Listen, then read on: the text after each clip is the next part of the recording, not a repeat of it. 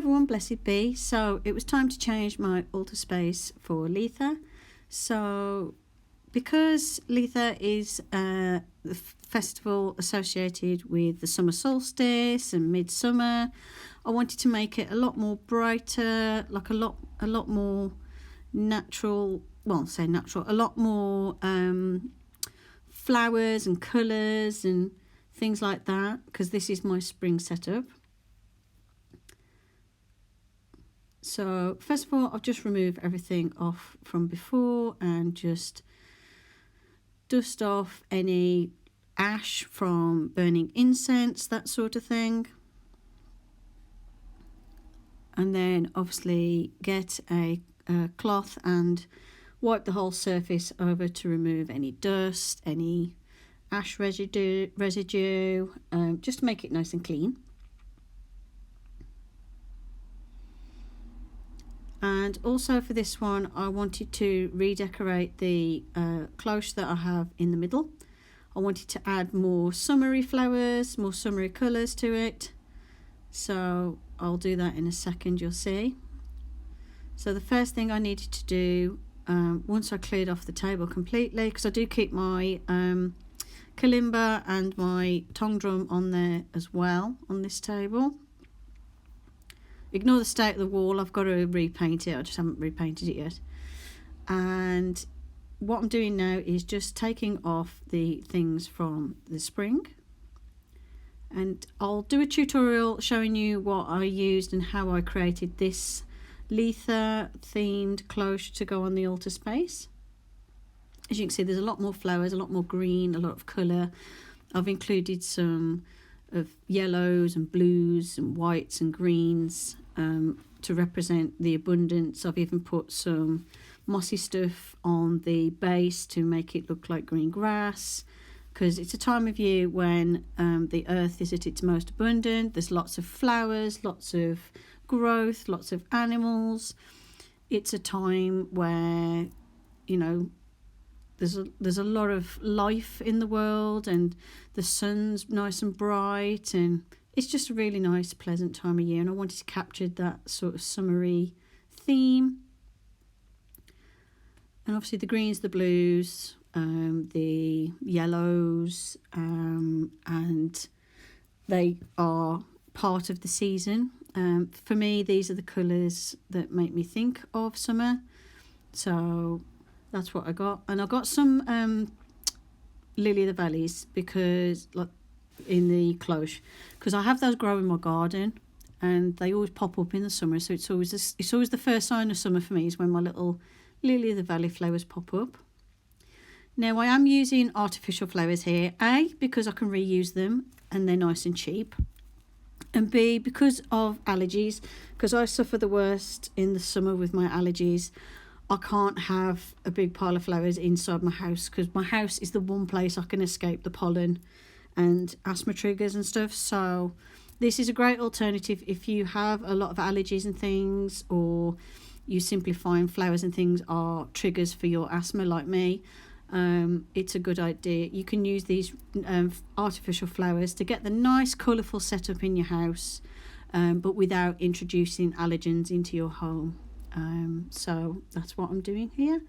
I got these from my local craft store, but you can get them from supermarkets. You can get them in the UK, I'm thinking of.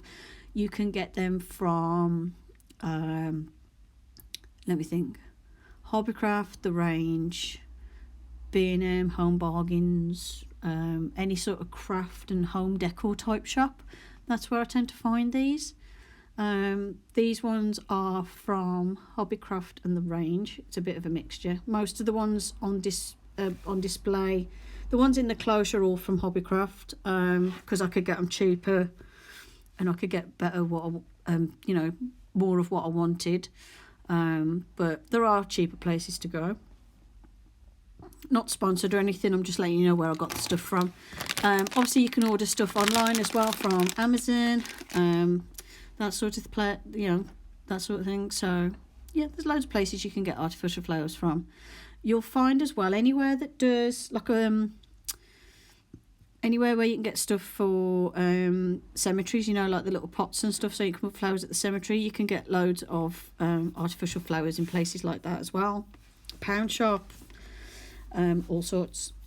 So I selected sunflowers because sunflowers are always a big indicator of summer.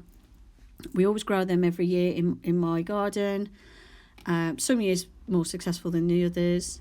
The little flowers, like that little bunch that's in the vase, they kind of remind me of the forget-me-nots that grow in my garden, and these little flowers. So I got some of those. I wanted to basically represent nature indoors using what I could.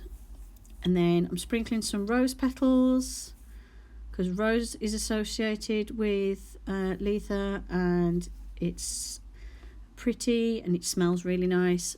I can tolerate the smell of these and they don't affect me or anything. So what I like is when I do walk past this table, I can smell those rose petals just ever so slightly, which is really nice. Then I want to add some candles to represent the sun. And obviously I've got the sunflowers to represent the sun as well, because it's a festival all about the sun and how, you know, this marks the sort of turning point between the light half and the dark half of the year, because it's the shortest day and the day and the night are equal, and then from now on the days are going to get shorter and the nights get longer as we start to move towards the darker half of the year. You know, obviously we're going to get to autumn eventually and then to winter. Obviously not yet. And then I'm placing my little incense burner in the middle. Just got candles in it at the minute. I can't burn incense at the moment, so I just have candles. My 2 pinky red candles are slightly scented, but literally I'll have them on for just a few minutes, not very long at all. And these aren't one of my triggers, so I'm alright with these. And then I always like to include my little candle holder, which is that I've had for years, since I was about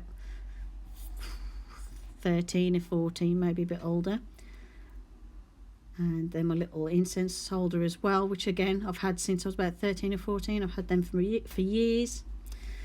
And yeah, I'm keeping it nice and simple but nice and bright, and I wanted it to represent all the sort of growth and the flowers, and how, like, if you go outside this time of year, there's just so many beautiful colours. Everything's really rich and vibrant, and yeah, it's just a really nice time of the year.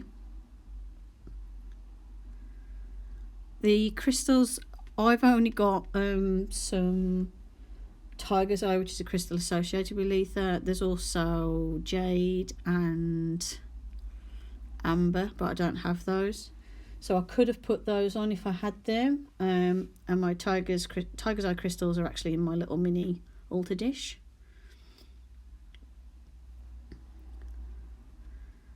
This is just me trying to get a slightly better angle. It's kind of hard to film where this altar space is. If I moved it over so it's more in the middle of the table, it'd probably be easier, but I wanted it in this corner again. I like how the sunlight hits this in the day.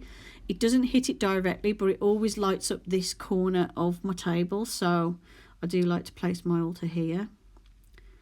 And then I've got a glow-in-the-dark moon sticker. It came with some stars that I ordered for my ceiling, and it looks really pretty in the night, so I wanted to stick this on the wall. I know Litha's not associated with the moon, but I've always loved looking at the moon and had like a strong feeling about the moon. Like, since I was little, I used to just sit and look at the moon glow in the dark and really be fascinated by the moon, so I always keep the moon on my altar space. And then I'm sticking back up my little hook, and I've got my little moon charm hanger that I made, which you'll see in a bit when I move out the way, and my little pentagram that I made from sticks a couple of years ago. So I'm hanging those up as well. You'll see them better once I take the sort of finished shot of the altar space.